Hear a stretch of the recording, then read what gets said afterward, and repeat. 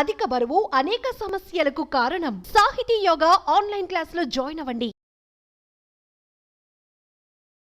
నమస్తే రమగారు. నమస్తే జయ. రమగారు, ఏదైనా ఒక మంచి స్టోరీ. ఒక కీకారణ్యం అడవిలో ఒక గుర్రం పరిగెడుతోంది. దాని మీద ఒక అబ్బాయి ఉన్నాడు, కాస్త రాజకుమారుడిలాగా కనపడుతున్నాడు. మంచి బట్టలు, చక్కగా బాగున్నాడు, మంచి భారీగా ఎత్తుగా బలంగా ఆజానుబాహుగా కనపడుతున్న ఒక కుర్రాడు. అతను పరిగెడుతూ ఉంటే కేకలు వినపడుతున్నాయి, ఎవరివో రక్షించండి అని. పులి గాండ్రింపు వినపడుతోంది. ఎవరినో పులి వెంటాడుతోంది. అతనికి అర్థమైంది.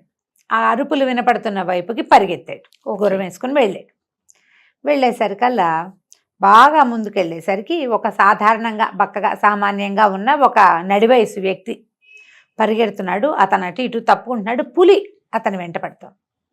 పెద్ద పులి, చాలా పెద్దది. అతను దొరికితే అయిపోయాడే, ఏమీ లేదు. ఇతను ఏం చేశాడు, ఆ పులి వెనకాలే పరిగెత్తేసరికల్లా ఇతను వెనకాల ఇంకొక మనిషి వస్తున్నాడని తెలిసి ఆ గుర్రాన్ని వదిలేశాడు. గుర్రాన్ని వదిలిపెట్టేసి పులి వెనక పరుగు తీసాడు. మనిషి వచ్చేసరికల్లా పరిగెడుతున్న వ్యక్తి కొంచెం స్లో అయ్యాడు. రెండో మనిషి సహాయం లభిస్తుంది కదా. సరే, ఇద్దరు పులికి ఎదవటానికి ప్రయత్నం చేశారు, అతను ఇతను కూడా. ఆ పులి ఇద్దరు కనపడేసరికి ఒక వేటను ఉద్దేశించి పరిగెడుతుంది. రెండో మనిషి కనపడేసరికల్లా అది కొంచెం తత్తరపిత్తలాడుతుంది, కొంచెం ఆగుతుంది, కన్ఫ్యూజ్ అవుతుంది, ఆగుతుంది. తర్వాత ఏమో ఈ వీడు కూడా ఇలాంటి వాడే మనిషి, అది తెలుస్తుంది.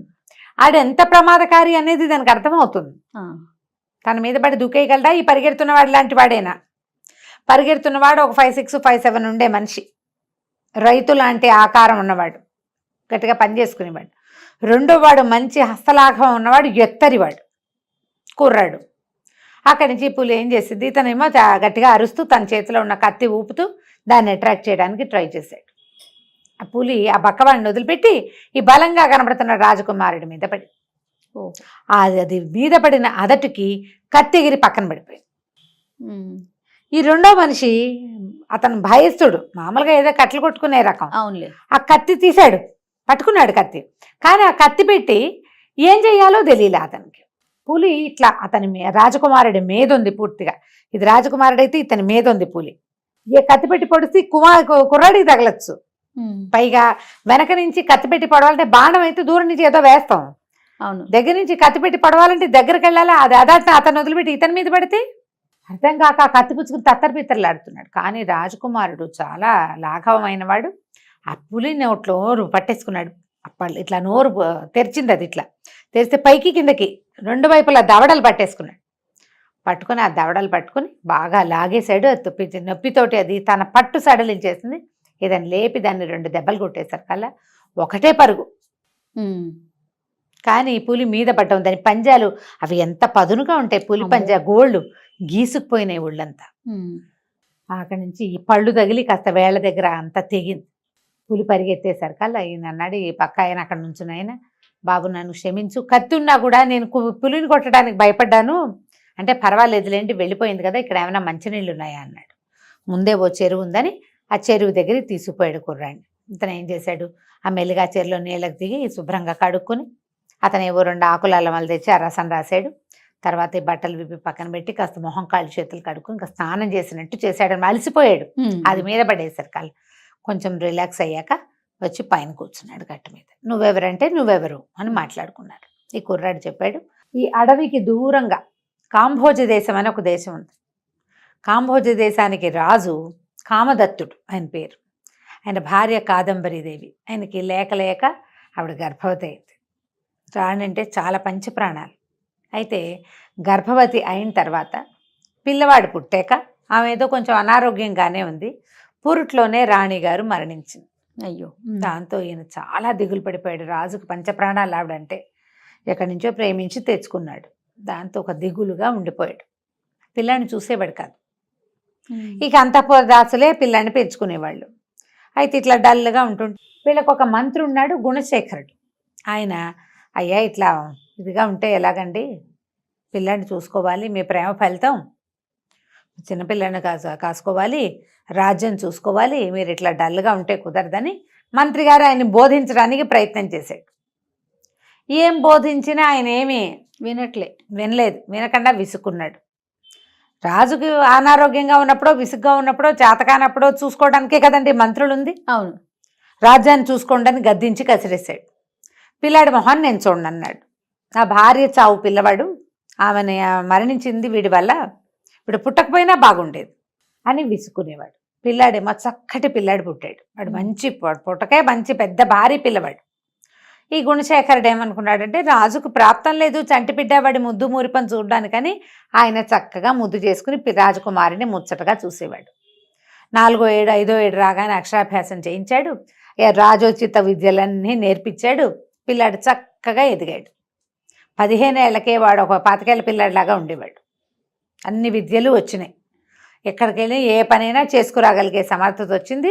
ఇంకా రాజుకు అసలే ప్రీతి లేదు. వీడిని గురుకులాన్ని పంపిస్తే ఆ మొహం కూడా చూడని ఇక్కడే ఉంచి చదువు చెప్పించాడు మంత్రి. పిల్లాడు చక్కగా తయారయ్యాడు. దేశంలో అందరికీ కూడా అతనంటే ప్రీతి. రాజకుమారుడు పాపం తల్లిపోయింది, ఆ ప్రీతి ఉంటుంది కదా, సింపతి ఉంది. సింపతితో పాటు వీడే మన రాజు అనే భావన ఉంది. రాజుకు ప్రథమ సంతానం కాబట్టి. కొంతకాలం తర్వాత రాజు ఒక 15 ఏళ్ళు అయిన తర్వాత 14 ఏళ్ళకి ఒక్క రవ్వ సర్దుకున్నాడు. ఇంతలో ఏమైంది, ఈ చుట్టుపక్కల ప్రాంతాలంటే ఈ రాజ్యం తాలూకు సరిహద్దుల్లో ఉన్న చిట్టడవుల్లో అక్కడ నివాసం ఉండే కొంతమంది బోయ భిల్ల జాతుల వాళ్ళు వచ్చారు రాజు దగ్గరికి. చాలా జంతువులతో చాలా ఇబ్బందిగా ఉంది. సింహం ఒకటి తిరుగుతోంది. తర్వాత ఏమో చాలా చాలా సమస్యలుగా ఉన్నాయి. ఆ సింహాన్ని వేటాడే వాళ్ళు ఎవరైనా కావాలి. ఇదివరకు మీరు వేటకు వచ్చేవాళ్ళు, ఇప్పుడు మీకు వేట లేదు. సింహాలు బాగా పిల్లల్ని కానీ బోల్డని సింహాలు అయిపోయినాయి. ఒక సింహం మేనేటర్ అయ్యిందని చెప్పారు. సరే రాజు కూడా ఏమనుకున్నాడంటే కొంచెం యాక్టివ్గా కూడా ఉంటుంది. ఆయనకి ముందు నుంచి వేట అంటే ఇష్టం. ఆసక్తి లేక ఉండిపోయాడు. సరే ఇది కూడా ఒక అవకాశం వచ్చింది కదా అని చెప్పేసి సరే వెళ్ళాడు. వెళ్ళి ఆ వేటాడి ఆ సింహాన్ని చంపాడు. చాలా యాక్టివ్గా శుభ్రంగా ఉన్నాడు. ఆయన ఏం పెద్ద ముసలివాడు కాదు, ఇంకా నడి వయసు కూడా ఏమి రాలా ఆయనకి, పర్వాలా. అయితే ఏమైంది, ఆ క్రమంలో ఒక మహాసౌందర్యవతి అయిన ఒక భిల్ల యువతిని చూశాడు ఆయన. భిల్లులంటే కొండ జాతి వాళ్ళు, ఆటవిక జాతి కొండ జాతి నచ్చు భిల్లులని చెప్తారు. అయితే ఆ అమ్మాయిని చూసేసరికి మైమర్చిపోయాడు ఈయన. ఒక 15 సంవత్సరాలుగా భార్యా సాంగత్యం లేదు. అంతఃపురంలో అందరూ తెలిసిన వాళ్ళే. ఆయనకి ఎవరికైనా స్త్రీ వ్యామోహం అది కలగల. ఈమెను చూసి కలిగింది. ఎవరు ఏమిటి అని కనుక్కున్నాడు. కనుక్కొని సరే మాట్లాడేసరికల్లా ఆవిడ నేను బెల్ల యువతిని అంటే నువ్వు నాతో రా, నేను నిన్ను పెళ్లి చేసుకుంటాను అన్నాడు. అనేసరికల్లా నీకు ఇంతకుముందు భార్య పిల్లలు లేరంటే ఉన్నాడు ఒక పిల్లవాడు, భార్య చనిపోయింది. పిల్లవాడి పేరు విజయదత్తుడు. పిల్లాడు పుట్టాడుగా రాకుమారుడు, విజయదత్తుడు అని ఉన్నాడు. నాకున్నది విజయదత్తుడు ఒకడే, నేను నిన్ను పెళ్లి చేసుకుంటాను, నాకు ఇంకో భార్య లేదన్నాడు. లేదనేసరికల్లా ఈ బెల్ల యువత ఏమంది, దానికేముంది వివాహం చేసుకోవచ్చు, మరి నా సంతానం పరిస్థితి ఏమిటి, విజయదత్తుడు ఉన్నాడు కదా తెలివిగల్ల ఆవిడ అని అడిగింది. అడిగేసరికల్లా ఏం చెప్పాడు, విజయదత్తుడు వస్తేనే నాకు ఇష్టం ఉండదు, అసలు అది పిల్లవాడి మొహమే గిట్టదు, నేను వాడి పెంపకంలో నా పాత్ర ఏమీ లేదు, ఏదో అంతఃపురంలో పెరిగాడు అంతే, నీ పిల్లలకే రాజ్యం ఇస్తానన్నాడు. ఇస్తానని ఒప్పుకున్నాడు. వ్యామోహం ఒకటి వచ్చేసింది. సరే అక్కడి నుంచి ఆవిడికి శివరంజన్ అని పేరు పెట్టి ఈ బెల్ల యువతిని ఇంటికి తెచ్చుకున్నాడు. ఇంటికి తెచ్చాక సరే వివాహం చేసుకున్నాడు. ఆవిడ క్రమంగా ఏంటంటే మంచి తెలివైంది సంగతి ముందే తెలిసింది కదా. ఆ అంతఃపురంలో వాళ్ళందరినీ పట్టేసింది, చక్కబెట్టింది. ఇక అంతఃపురంలో రాకుమారుని చూసేవాళ్లే లేరు. అంతకుముందు రాజకుమారుడు అంటే మరి వాడు ఒకడే అక్కడ. ఇప్పుడు కొత్తగా పుట్టబోయే రాకుమారుల్ని కనబోయే మహారాణి వచ్చింది. ఆవిడ కన్సన్నల్లో ఉంటాం, ఏదైనా తేడా వస్తే అక్కడికి ఆవిడ కకీలు తీయిస్తుంది. దాంతో కుర్రాన్ని వదిలేసి అందరూ ఈవిడ వెనకాల పడ్డారు. కొంతకాలం గడిచి పిల్లడికో 17-18 వస్తూ ఉండగా ఆవిడ గర్భవతి అయింది. గర్భవతి అయింది కానీ అనుమానమే ఆవిడికి, సంతానం కలిగితే రేపొద్దున ఏమవుతుందని. కాలక్రమాన సంతానం కలిగింది, మగ పిల్లవాడు పుట్టాడు. హేమదత్తుడు అని పేరు పెట్టారు. విజయదత్తుడు హేమదత్తుడు. అక్కడి నుంచి పిల్లాడు పుట్టంగానే రాజుగారు ఊరంతా పండగలు చేసుకోవాలన్నాడు, దేశం అంతా పండగలు అన్నాడు, ఇదన్నాడు అదన్నాడు. కాబోయే రాజు పుట్టాడు అనేసరికల్లా ఊళ్ళో అంతా గొగ్గోలు పుట్టింది. 17-18 సంవత్సరాల నవయువకుడు రేపొద్దున యువరాజు పట్టాభిషేకానికి సిద్ధంగా ఉంటే ఇప్పుడే పుట్టిన చంటి బిడ్డని రాజు అంటాడేమిటి? దాంతో ప్రజల్లో ఒక రకమైన గగ్గోలు వచ్చేసి వ్యతిరేకత వచ్చింది. ఆ వచ్చిన వ్యతిరేకత అంతఃపురానికి పాకింది.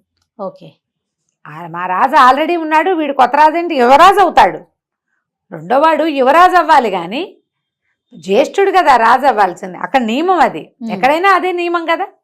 దాంతో ఈవిడికి ఏమనిపించింది, వీడిని ఎలాగైనా తీసేయాలి, వాడు ఉన్నన్నాళ్ళు ఇదే సమస్య, ఈ పిల్లాడు ఎప్పుడు పెరగాలి, ఈ లోపల వాడు పెద్దవాడు అవుతాడు, రాజుకి ఏదైనా ప్రాబ్లం వస్తుంది, రాజుని ఇమీడియట్గా రాజుని చేయాలంటే చంటిబిడ్డని రాజుని చేయరు, కుర్రాన్ని రాజుని చేస్తారు, అవును, తీసేసేయాలి ఎలా అని ఆలోచించి అప్పుడు ఆ కాలముఖుడని ఒక సైన్యాధ్యక్షుడు, వాడు మొహమే కాదు వాడి బుద్ధి కూడా నలిపే, మంచివాడు కాదు, అయితే అతన్ని పిలిచి అతనితో మంతనాలాడింది. రాజ్యం అంతా నీ చేతిలో పెడతాను, వీడిని తప్పించు అని అనేసరికల్లా సరే ఒక 4-5 రోజులు గడిచింది అంతే. ఈ మంతనాలు సాగిన వారం రోజులు తిరగకుండా తన అంతఃపురంలో తన మందిరంలో నిద్రపోతున్న విజయదత్తుని అర్ధరాత్రి పడరెక్కలు విరిచి పట్టుకుని బంధించారు. ఏమిటంటే యువరాజును చంపడానికి అతను ఉద్యుక్తుడయ్యాడు అని. పడుకుని ఉన్నవాడు ఎట్లా చంపుతాడు? కాలముఖుడే సాక్ష్యం చెప్పాడు, నేనే స్వయంగా చూశాను, ఎందుకంటే ఈ పిల్లవాడు పుట్టి ఇతను రాజు అవుతాడని చెప్పేసరికల్లా విజయదత్తుడి ధోరణిలో ఏదో మార్పు వచ్చింది. పైగా ఊరంతా ఇతను పెద్దవాడు కదా, వీడికి ఇవ్వకుండా రాజ్యం చంటివాడికి ఎలా ఇస్తారని చెప్పుకుంటున్నారు. ఆ భయంతో విజయదత్తుడికి ఎలాంటి బుద్ధి పుడుతుందో, ఎవరు ఎలాంటి బుద్ధులు పుట్టిస్తారో అని అంతఃపురం చుట్టూతా నేనేమో కాపలా పెంచాను. ప్రతిరోజు రాత్రిపూట ఒకసారి గస్తీకి నేనే స్వయంగా వెళ్తున్నా, నేనే స్వయంగా నా కంటితో విజయదత్తుడు కత్తిపుచ్చుకుని అంతఃపుర ప్రవేశం చేయటం, శివరంజనీదేవి అంత రూమ్లోకి గదిలోకి వైపుకి వెళ్ళటం, ప్రసాదం వైపు వెళ్ళటం నేనే చూశాను. మరి సర్వసైన్యాధ్యక్షుడి సాక్ష్యం చెల్లుతుందా చెల్లదా? మరి అదే కదా చెల్లంగా చెల్లిద్ది కదా. అక్కడి నుంచి రాజు పిచ్చి కోపం వచ్చేసింది, అసలే ఇష్టం లేదు, దుర్మార్గుడు వీడిని చంపేసాను. అయ్యో, నరికేయమనగానే రాజ్యం అంతా అల్లకల్లోలం అయిపోయింది, గోల పెట్టేస్తున్నారు జనం అంతా. మంత్రి బతిమలాడాడు, అది అంత పని చెయ్యొద్దు, అసలు విజయదత్తుడు అటువంటి వాడు కాదు, అతనికి రాజ్యకాంక్ష లేదు, అంత వయసు రాలేదు, చంటి పిల్లవాడిని చంపేసేంత క్రూరుడు కాదు, అది కాదని ఆ మంత్రి ఎంత బతిమలాడినా రాజు ఒప్పుకోవాలి. మరణశిక్ష విధించవలసిందే. మరణశిక్ష విధించడానికి ఒక చోటకి ఎక్కడికో అడవిలో తీసుకెళ్లి మెడ ఉత్తరిచ్చేయమని ఆర్డర్ చేశారు. శిక్షను అమలు చేయడానికి సైనికులు అడవిలోకి తీసుకెళ్లేసరికి ఏమైంది, కొంతమంది ముసుగు వ్యక్తులు వచ్చి సైనికుల మీద పడ్డారు. వాళ్ళు వీళ్ళు చెడామడా కొట్టుకున్నారు, ఈ అబ్బాయికి చేతులు వెనకాల కట్టేశారు, ఏం జరుగుతుందో తెలియటం లేదు, వాళ్ళు ఎవరో ముసుగు వ్యక్తులు. ఇంతలో ఏమైంది, ఒక సైనికుడు తను పట్టుకున్నాడు వెనక నుంచి, మెడ ఉత్తరిచ్చేయమన్నారు కాబట్టి కత్తి మెడ కానించేసరికి దూరం నుంచి ఒక బాణం ఆ సైనికుడిని కొట్టేసింది. ఇక్కడ ఉన్న వాళ్ళు కాకుండా ఇంకా ఎవరో ఉన్నారన్నమాట. ఆ సైనికుడు పడిపోయింది, మొత్తం అందరి సైనికులందరినీ 10 మందిని చంపేశాక లోపల వెనక నుంచి ఈ చెట్ల వెనకాల నుంచి వచ్చాడు మంత్రి గుణశేఖరుడు. ఆశ్చర్యపోయాడు రాజకుమారుడు, ఇదేంటి మంత్రివర్య మీరు ఇంత పని చేశారు అంటే, నాయన నిజం నిలకడ మీద తెలుస్తుంది, నువ్వంత పని చేసుండవు నాకు తెలుసు, ఈ ముసుగు వ్యక్తులంతా నా సైనికులే, నా నమ్మిన బంట్లు, వీళ్ళు రాజుకి కాదు రాజ్యానికి సేవకులు, రాజుకు సేవకులు ఏముంది, రాజు ఏది చెప్తే అది చేస్తారు, ఈ రాజ్యం బాగుండాలని కోరుకునే వాళ్ళు నిన్న పుట్టిన పసికందు రాజ్యానికి రాజంటే వీళ్ళు సిద్ధంగా లేరు, నువ్వే మా రాజువి, నిజం నిలకడ మీద తెలుస్తుంది కాబట్టి కొన్నాళ్ళు నువ్వు కూడా దేశాటం చేస్తే ప్రపంచం తెలుస్తుంది, ఈ లోపల ఇక్కడ పరిస్థితులు సద్దుమణుగుతాయి, లేదా కనీసం నీ బతుకు నువ్వు దారిని నువ్వు బతుకు, నీకు సైనిక విద్యలు వచ్చు, కొన్ని నేర్చుకుని ఒక కత్తి తిప్పడం బాణాలు వేయటం 4 వచ్చు, నీకు విద్యలతోటైనా హాయిగా బతుకు, ఏదైనా నిలకడ మీద అవకాశం కుదిరిందా నేనే నిన్ను వెతికించి వెనక్కి రప్పిస్తాను, నువ్వు బతుకుతావు కనీసం అని ఈ ప్రయత్నం చేశామని చెప్పి ఆ ముసుగు వ్యక్తి వచ్చి వెనకాల తాళ్ళు కూడా తీసేశాడు. రాజకుమారుడికి ఒక తెల్లటి గుర్రాన్ని అప్పచెప్పారు, కొంత డబ్బు ఇచ్చారు, నీ దారిని నువ్వు వెళ్ళు, నీ బతుకు నువ్వు బతకమని రాజకుమారుడిని. మరి ఇదంతా ఎట్లా మేనేజ్ చేస్తారు, శవాలు మాయం చేస్తారు, రాజకుమారుడిని చంపేశామని వీళ్ళలో ఒకడు వెళ్ళి వార్త చెప్తాడు, అంతే అని చెప్పేసి శవాలన్నింటినీ పూర్తి చేశారు, రాజకుమారుడికి గుర్రం ఇచ్చి పంపించేశారు. ఆ రాజకుమారుడిని నేనే అని విజయదత్తుడు చెప్తున్నాడనమాట. నేనే ఆ రాజకుమారుణ్ణి, ఇంకే దారి లేక తల్లి తోడు లేదు, ఎవ్వరూ లేరు, నా తండ్రికి నా మీద అనుమానం, దాంతో నేను కాంపోజ్ దేశాన్ని వదిలిపెట్టి ఈ దూరం వచ్చేసానని చెప్పాడు. చెప్పి నువ్వెవరు ఏమిటంటే, నాయన ఏముంది, నేను నిరుపేదని, కట్టెలు కొట్టుకుంటాను, మాది పక్కనే ఉండే గాంధార రాజ్యం, గాంధార దేశం ఈ అడవిని ఆనుకుని ఉంది, మా దేశంలో పరిస్థితులు కూడా ఏమీ చెప్పనాలవి కాకుండా ఉన్నాయి, ఇక్కడ ఏదైనా ఉద్యోగం దొరుకుతుందా అని అడుగుతున్నాడు విజయదత్తుడు. ఓహో, మా దేశం పరిస్థితి కూడా ఏమీ బాగుండలేదు, నేను రోజువారీ ఏదో కట్టెలు కొట్టుకుంటా, కలో గంజో 2 కట్టెలు దొరికిన రోజున అమ్ముకుని తింటాను. రాజ్యం పరిస్థితి బాగుండలేదు. రాజు పేరు పుష్పదంతుడు. ఆయనకి మణిమేఖల అని ఒక్కగానొక్క కూతురుంది, మహాద్భుత సౌందర్యవతి. అయితే ఆయన పిల్ల కొంచెం పెద్ద ఎదిగాక ఏం చేస్తారు, పిల్లలకి చిన్నప్పుడంటే అంతఃపురంలో ఆడించుకుంటారు. పిల్లలకి కాస్త స్విమ్మింగ్లు అవి ఇవి అన్నీ వస్తాయని ఓ పెద్ద ఉద్యానవనాన్ని నిర్మించి పెద్ద సరస్సును నిర్మించాడు. ఆ సరస్సుకిలో ఈతలు కొట్టి ఉద్యానవనంలో ఆడుకుని సాయంకాలాలు ఇంటికి వచ్చేది. ఒకనాడు సాయంకాలం అట్లా ఉద్యానవనానికి వెళ్ళిన ఈ మణిమేఖలని ఎవడో ఒక రాక్షసుడు వచ్చాడు, పెద్ద భీకరాకారుడు. వాడు కనపడేసరికల్లా ఈ అమ్మాయి స్పృహ తప్పిపోయింది. చెలికత్తలంతా కాకావికలై పరిగెత్తారు. అదేమో కన్యోద్యానవనం కదా, ఆడపిల్లలది. సైనికులు బయట ఉన్నారు. వాడు మాయలతోటి లోపలికి వచ్చాడు. జనాలకి అర్థమయ్యే లోపలే వాడు రాజకుమారిని భుజాన్ని వేసుకుని తీసుకెళ్ళిపోయాడు. మాయమైపోయింది. పిల్ల కోసం వెతకది చోట్లేదు. ఇప్పుడు ఎవడో వాడే తుపాడు వీడే తుపాడు అంటే వాడు వెనకాల పడతారు. రాక్షస మాయకి ఏం చేస్తారు, వాడు అక్కడి నుంచి అక్కడే మాయమైపోయాడు. వాడు నడుచుకుంటూ కారు అయితే రథం అయితే పోని, కారో రథమో ఏదైనా కానీ ఈ దారిలో వెళ్ళింది. ఈ నెంబర్ వాడిని ఎవరైనా చూసాడా ఇట్లా పట్టుకోవచ్చు. అక్కడే హుప్పని ఒక మంత్రం చదివి మాయమైపోయాడు. మాయమంత్రాలు తెలిసిన వాళ్ళని ఎవరినైనా కనుక్కున్నా ఇదేమీ ససిపడలేదు అని చెప్పాడు. చెప్పేసరికల్లా ఏమన్నాడు, కుర్రాడు అడిగాడు, అయితే రాజకుమారిని వెతికి తెచ్చిన వాళ్ళకి ఉద్యోగం దొరుకుతుందా అని. ఈ నిరుపేద ఆయన ఉన్నాడు, అడవిలో రక్షించిన పులిబారి నుంచి రక్షించిన ఆయన ఏం చెప్పాడంటే, దానికి ఏముంది ఆయన, రాజకుమార్తెను రక్షించిన వాడికి అర్ధరాజ్యము రాజకుమార్తెతోటి వివాహము ఉన్నాయి. ఉద్యోగం ఏమిటి, నీకు సద్యోగమే లభిస్తుంది. నువ్వు ప్రయత్నం చేయి, చూస్తే సాహసపు వల్లే ఉన్నావు. పులి మీద ఒట్టిపోయి చేతులతోటి పులిని చంపేశావు, చంపినంత పని చేసావు.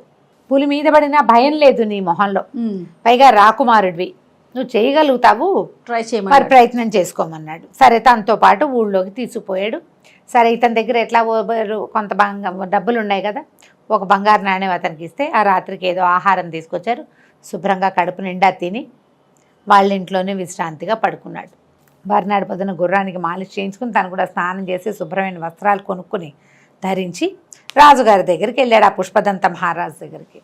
ఆయన ఈ కుర్రాన్ని చూసి ఆశ్చర్యపడి, నువ్వు చూస్తే చిన్నపిల్లాడల్లే ఉన్నావు, రాక్షస మాయలు అవి నీ వల్ల ఏమవుతాయి నాయన, మా దగ్గర నుంచి ఎందరో బయలుదేరారు, ఒక్కడు వెనక్కి వస్తే ఒట్టు, మేము ఆశలు వదిలేసుకున్నాము, నువ్వేదో ప్రయత్నం చేస్తున్నావు కాబట్టి చూస్తానంటే చూడు, కానీ నువ్వు చూస్తే రాజకుమారి లక్షణాలు కొంచెం భయంగా ఉంది నాకు అని వేరే బౌట్స్ అడిగాడు.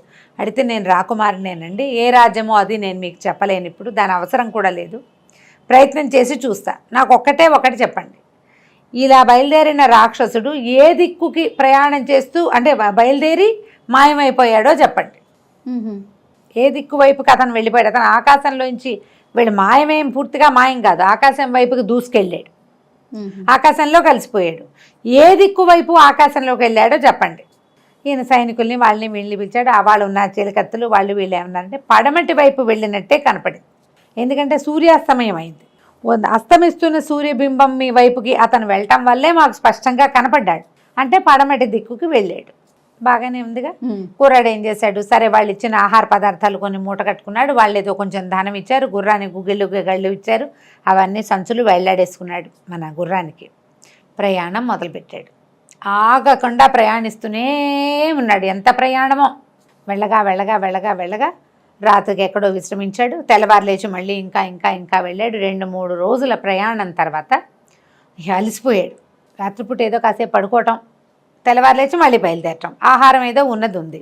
3వ రోజుకి పడమటి దిక్కున ఉన్న ఒక ఉద్యానవనం లాంటి ఒక తోటలాగా ఉన్న ఒక అడవిలోకి వెళ్ళాడు.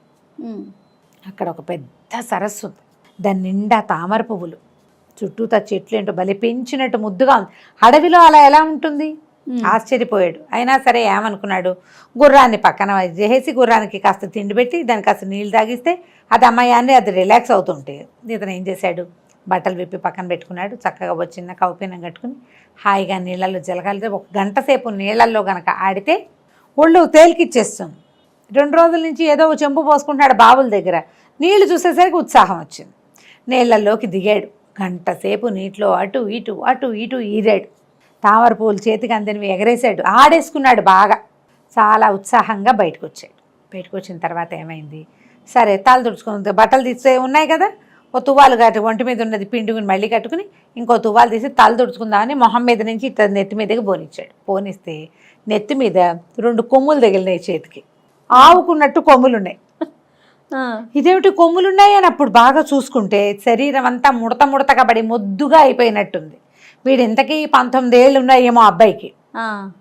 జవజవలాడుతూ ఉన్న 6 అడుగుల పిల్లవాడు మొద్దుగా నెత్తి మీద కొమ్ములతోటి గబగబా కదలేనట్టుగా ఇదేమిటి నేను ఇలా అయిపోయాను అన్నాడు పైకి స్వాగతంగా. అప్పటిదాకా తను ఆడాడు నీళ్లలో, మరి నీళ్ళన్నీ కకావికలైపోయి ఉన్నాయి. గబగబా ఏం చేశాడు, చెరువు దగ్గర ఆకులు అన్నీ తొలగదీసి అట్లా చూసుకున్నాడు. చూసుకుంటే సన్నగా పొడుగ్గా బలంగా అలా ఎలాగో కనబడాల్సిన ఆహారం పొట్టిగా మటగరిచిపోయినట్టు, అదేమిటంటే ఎలా ఉందంటే మన ఎదగని రకంగా విచిత్రంగా కనబడేది కొమ్ములు కనిపిస్తున్నాయి. ఇదేంటి నేను ఇట్లా అయిపోయాను, ఇలా ఎద్దులే అయ్యానేమిటి అని ఆశ్చర్యపోయాడు. ఎందుకంటే అని వెనక నుంచి ఒక గట్టిగా ఓండ్ర పెడుతున్న లాంటి స్వరం వినపడింది. ఈ చెరువు నాది, ఇందులోకి ఎవడొస్తే వాడు నాకు కావలసిన రూపంలోకి వచ్చేస్తాడు.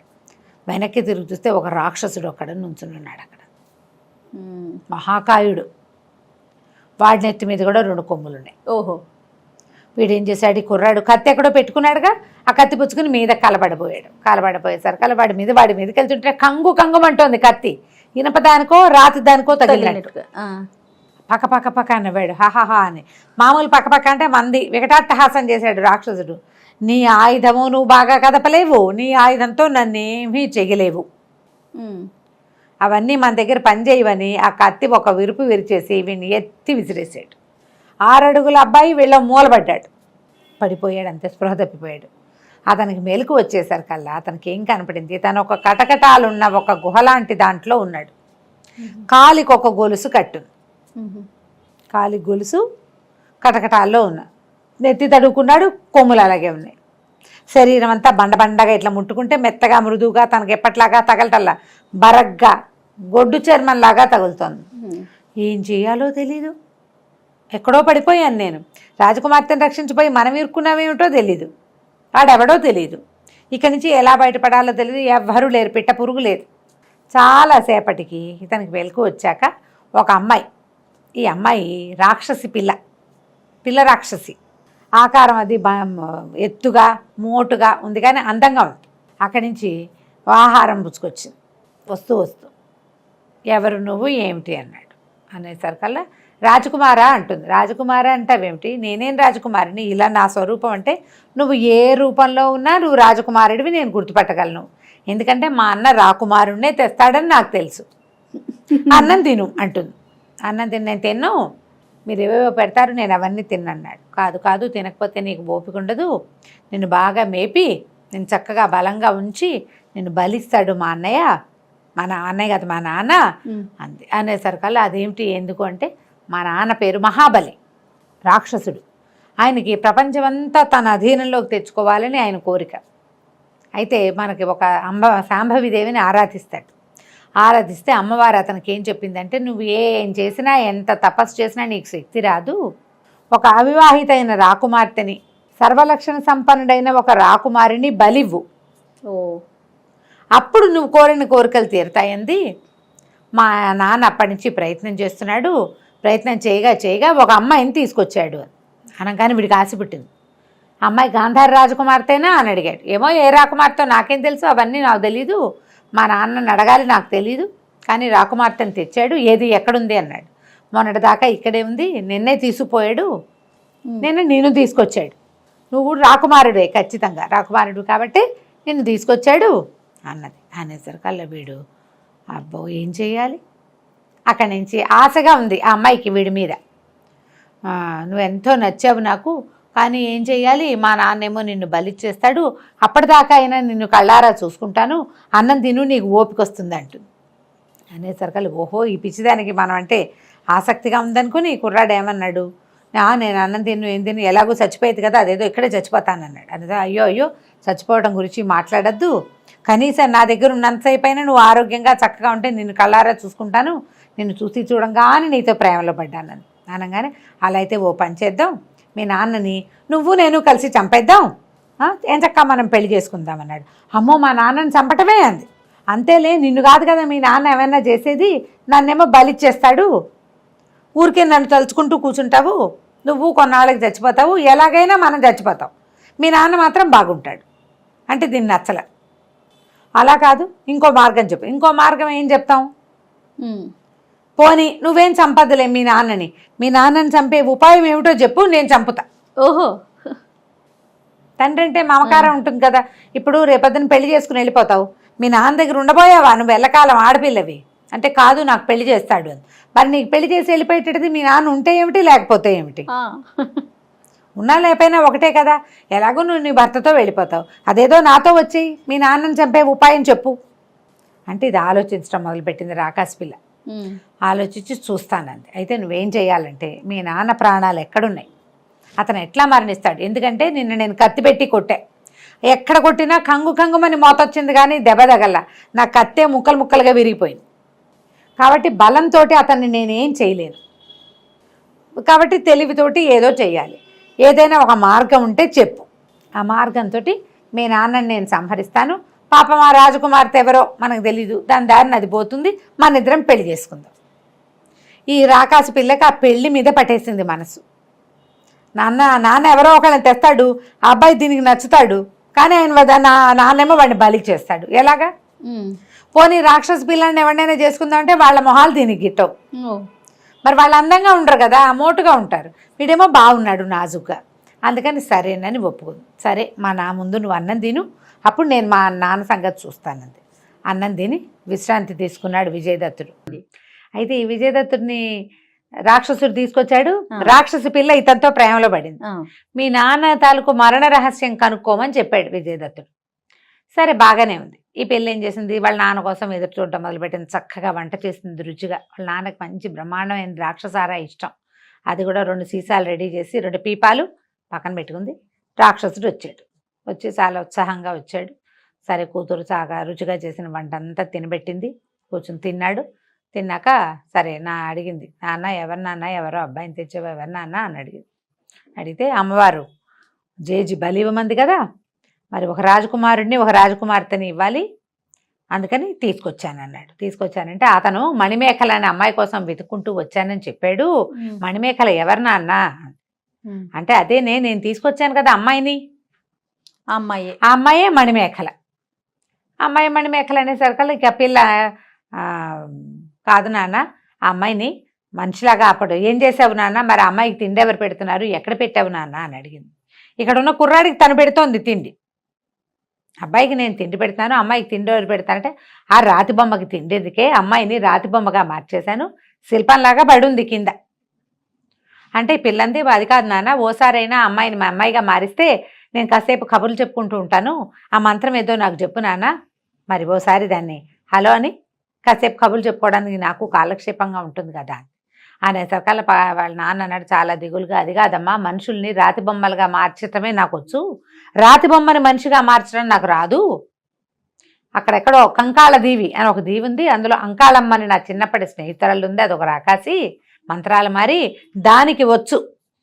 ఇలాంటప్పుడు ఏదైనా అత్యవసరమైనప్పుడు నేను రాళ్లుగా చేసేసిన మనుషుల్ని అది మంత్రం వేసి మనుషులుగా మారుస్తుంది. ఆ మంత్రం నాకు చెప్పబోయే అంటే చెప్పదమ్మా, అంచేత దాని మంత్రం సంగతి మనకు తెలియదు. ఈ కుర్రాడు ఉన్నాడు కదా, వీడికి భోజనం పెట్టి వీడితో మాట్లాడుకో, ఆ అమ్మాయితో మాట్లాడటం ఉండదు, పౌర్ణమి ఎప్పుడు దగ్గరకు వస్తుందో అప్పుడు చేయాలన్నాడు. అయితే సరే పెళ్ళామంది, ఏడవటం మొదలుపెట్టింది. నాన్న నా భయం వేస్తోంది నాన్న, ఎంతో భయంగా ఉంది నాన్న. ఎందుకేంటి? కాదు నాన్న, నువ్వు వీళ్ళతో వాళ్ళని తెచ్చావు, ఎవరైనా నీతో యుద్ధం చేస్తేనో అంది. అబ్బే లేదే, అంత సులువుగా నన్ను చంపలేరమ్మా, నా ప్రాణాలని ఒక నాగుపాములో పెట్టాను, ఆ నాగుపాము నా ముక్కు పుటాల్లో ఉంటుంది, మరి ఎవరైనా పాముని చంపేస్తానో అంది అమ్మాయి. పాముని చంపేయలేరే, ఎందుకంటే ఈ పాము ప్రాణాన్ని భువనగిరిలో ఉన్నటువంటి ఒక సింహం తలలో పెట్టారు, భువనగిరి కొండలో ఉంది అది. ఎవరైనా ఆ సింహాన్ని దాని తలని ఎక్కడైనా కొడితే అది చావదు, దాని తల పచ్చడి చేయాలి ఒక్క దెబ్బకి. ఎవరైతే దాని తలని ఒక దెబ్బకి పచ్చడి చేస్తారో వాడు పచ్చడి చేశాడు అనుకో, అప్పుడు నాగుపాము చేస్తుంది, నాగుపాము చేస్తేనే నేను చేస్తాను. అంత సులువు కాదు. కాబట్టి నాకు ప్రాణాలకు వచ్చిన భయం ఏమీ లేదు. రహస్యం తెలిసిపోయింది. తెలిసాక మళ్ళీ ఏమనుకుంది, సరే వెళ్ళి వాళ్ళ నాన్నకి ఇదంతా చెబుదామనుకుంది, వాళ్ళ అబ్బాయికి చెప్పేద్దాం ఇది ఈ రహస్యం. కానీ ఇంతలో ఏమంది, అది కాదు నాన్న, నాకు అసలు ఎంత భయంగా ఉందో, దేవతలు రాక్షసులు వాళ్ళు యుద్ధాలు వస్తాయిట రేపెప్పుడోను అంటే, సరే వాళ్ళు ఎవరో మాట్లాడుకుంటున్నారు, పైనుంచి వెళ్ళే వాళ్ళ మాటలు విన్నాను, దేవతలకిను మనుషులకి అదే రాక్షసులకి యుద్ధం రాబోతోందని, ఆ యుద్ధంలో నువ్వేమవుతావంటే, ఏమీ అవనమ్మా, నా ప్రాణ రహస్యం చెప్పా కదా, నాకేమీ కాదన్నాడు. ఆ తర్వాత 2 పీపాల సారాయి తాగేసి పడుకుని నిద్రపోయాడు. ఈ పిల్ల నాన్న నిద్రపోగానే పరిగెత్తుకుంటూ వెళ్ళి అతనికి చెప్పింది, రేపొద్దున్నే మా నాన్న వెళ్ళిపోతాడు, ఇది మా నాన్న ప్రాణ రహస్యం, కానీ నువ్వు నన్ను పెళ్లి చేసుకోవాలి సుమి అని. సరే, మరి మణిమేఖల్ని రాత్రి మనిషిగా చేయటం ఎట్లా? ముందు కంకాళ దీవిలో ఉన్నటువంటి అంకాళమ్మని పట్టుకోవాలి. అది ఎటుందో ఎక్కడ ఉంటుందో నాకు తెలుసు దారి, ఆ దారి వైపుకి వెళ్దు కానీ రేపొద్దున మా నాన్న బయటికి వెళ్ళిపోగానే నేను నిన్ను బయటికి పంపించేస్తానని చెప్పింది. పైకి వచ్చి పడుకుంది. తెల్లవారేసరికల్లా ఈ రాక్షసుడు లేచామన్నాడు, అమ్మాయి కొంప మునిగిందే, తెల్లవారుసామున మరి ఒక వార్త వచ్చింది, దేవతలకిను రాక్షసులకి యుద్ధం జరగబోతోందిరే, నువ్వు ఎవరి మాటో విన్నావు, అది అక్షరాల నిజమైపోయింది, నేను యుద్ధానికి వెళ్ళిపోతున్నాను, పౌర్ణమి ఇంకా 5 రోజుల్లో ఉంది, ఆ లోపల నేను రాగలను లేను, వచ్చినప్పటికి వస్తా, కాబట్టి ఇంకా రాతి బొమ్మని మనిషిని చేసేది ఏం లేదు, వచ్చాక ఇంకా పౌర్ణమికి బలి ఇవ్వటమేనని అన్న తర్వాత ఏమంది ఈ పిల్ల, మరి ఎట్లా నాన్న ఈ అబ్బాయి ఇక్కడే ఉండిపోయాడు, అమ్మాయి అక్కడ రాతి బొమ్మగా ఉందంటే, ఏం పర్వాలేదు, నీకు వచ్చిన కంగారేం లేదు, ఆ అబ్బాయి తప్పించుకుంటాడని నువ్వు భయపడాల్సిన పని లేదు అని చెప్పేసి ఆ లోపల దాకా ఆ పిల్లని తీసుకుపోయి ఏం చేశాడు, ఈ విజయదత్తుడిని ఎద్దు స్వరూపంగా ముద్దుగా అయిపోయాడు, 2 కొమ్ములు కూడా వచ్చినాయి, అతని చుట్టూతా ఒక మంత్రం వేసి మాయాజాలం లాంటిది ఒకదాన్ని సృష్టించాడు. చుట్టూతా అల్లిబిల్లిగా అల్లుకుపోయింది, అది అతను లోపల అట్లా బిగుసిపోయి ఉన్నాడు. అమ్మాయి వీడికి వచ్చిన బాధ ఏమీ లేదు, వీడికి అన్నం అక్కర్లా, నీళ్ళు అక్కర్లా, గాలి అక్కర్లా, ఏం అక్కర్లా, ఇలాగే ఉంటాడు, ఏ పెరగడు తరగడు, కృషించిపోవటం ఏం ఉండదు, నేను తిరిగి వచ్చేదాకా ఆ అమ్మాయి రాతి బొమ్మగా ఉంటుంది, వీడి మాయాజాలంలో ఉంటాడు, ఏ కాస్త సమయం అటు ఇటు అయినా మళ్ళీ వాడి పోషణ భారం నీకెందుకు, నువ్వేదో కావాల్సిన పండు కాయ కోసుకుని తిను హాయిగా, అడవిలోకి వెళ్ళి ఓ లేడి పిల్లని విరుచుకు తిందు కానీ మళ్ళీ వీడికి వంట చేసి పెట్టే పని ఎందుకు నీకు, అక్కర్లేని పని అని చెప్పేసి వెళ్ళిపోయాడు. ఈ పిల్ల హతాశురాలైపోయింది.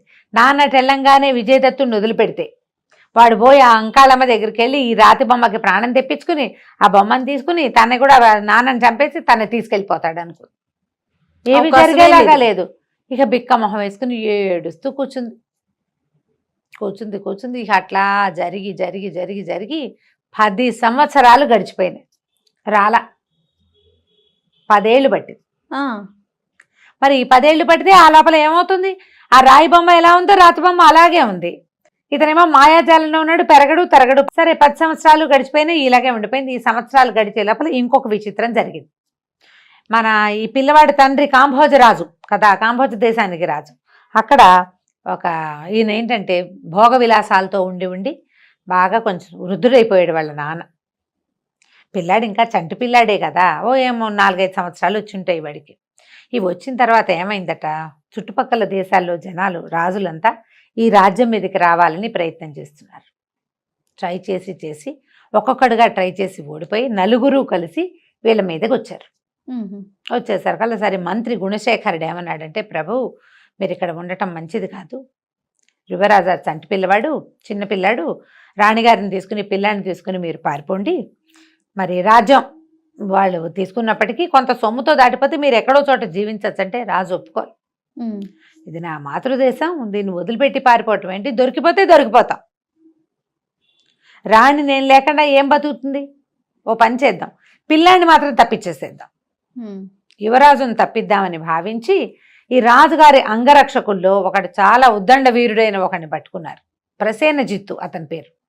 ఆ ప్రసేనజిత్తుకి ఇచ్చి ఈ 4 సంవత్సరాల 5 సంవత్సరాల చంటి చిన్నపిల్లాడిని అతని చేతికి అప్పచెప్పి ఇది రాజ్యం తాలూకు ఏమనాలి, దీన్ని నిధి, యువరాజు ఎలాగైనా ఇతన్ని కాపాడు, బతికించు, యువరాజుగా ఉంచడానికి ప్రయత్నం చేయి, జాగ్రత్త అని చెప్పి కొంత సొమ్ము అప్పచెప్పి పిల్లాడిని అప్పచెప్తే ప్రసేనజిత్తు అన్నాడు, ప్రభు మీ ఉప్పు పులుసు తిని పెరిగాను, రాజభక్తి అనే రక్తం నాలో ప్రవహిస్తోంది, రాజకుమారుడికి ఏ లోటు రానివ్వను, యుద్ధ విద్యలు కూడా నేర్పిస్తాను అని చెప్పి పిల్లాడిని ఎత్తుకుని ఒక రహస్య మార్గం ద్వారా బయటికి వెళ్ళిపోయాడు.